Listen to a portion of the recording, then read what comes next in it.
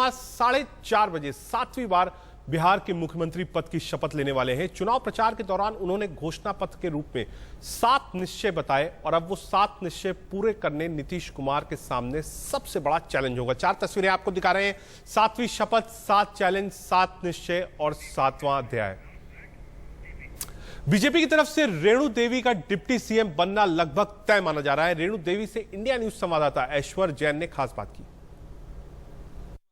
Bharatiya Janata party विधानमंडल की उपनेता चुनी गई रेणु देवी हमारे साथ मौजूद हैं। सबसे पहले आपको बहुत बहुत बधाई, आप उपनेता चुनी गई हैं।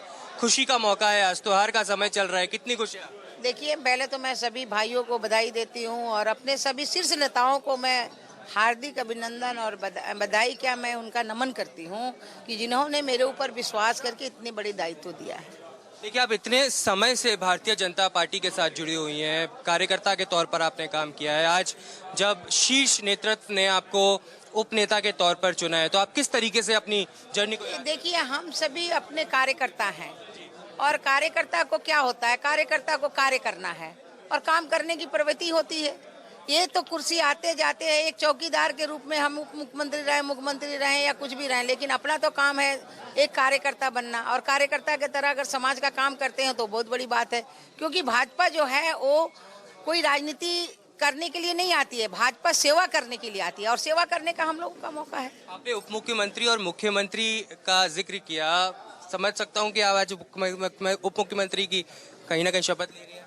नहीं, आज उप मुख्यमंत्री की शपथ ले रहे हैं, चिट्ठी आ चुकी है जी और सारी की शुभकामनाएं भी आ चुकी हैं। चलिए, इसलिए मैं चुनावों की थोड़ी सी बात कर लेता हूं आपसे। जिस तरीके से चुनाव रहा है, भारतीय जनता पार्टी और जेडीयू ने साथ में मिलकर लड़ा है। भारतीय जनता पार्टी एनडीए की सबसे बड़ी पार्टी बनकर उभरी है। नीतीश कुमार को कल राजनाथ सिंह ने खुद आग्रह किया कि आप मुख्यमंत्री बनिए, बल्कि उन्होंने तो कहा कि बीजेपी का कोई अगर नेता मुख्यमंत्री बनना चाहता हो तो हमें कोई दिक्कत नहीं। किस तरीके से देखते हैं तालमेल दोनों? देखिए, हमारी तालमेल एक परिवार का है और परिवार का बड़ा भाई अगर कुछ होता है, बड़ा भाई और छोटा भाई में क्या अंतर होता है? बड़ा भाई और सब हम परिवार के लोग हैं और परिवार को मिल बैठ के काम करने में कहाँ आपत्ति है? बड़े भाई रहेंगे, इसलिए हम लोगों को कोई आपत्ति नहीं है। माननीय मुख्यमंत्री जी के हम लोग उनके ये पर चुनाव लड़े हैं और माननीय मुख्यमंत्री जी को हमारे केंद्रीय शीर्ष नेताओं ने हम वो पहले ही प्रोजेक्ट किया, तो हम लोग कहाँ उसमें कहीं है। हम सभी एक परिवार के सदस्य हैं, एनडीए के लोग, चारों दल के लोग एक परिवार के सदस्य हैं। परिवार के रूप में हम काम करेंगे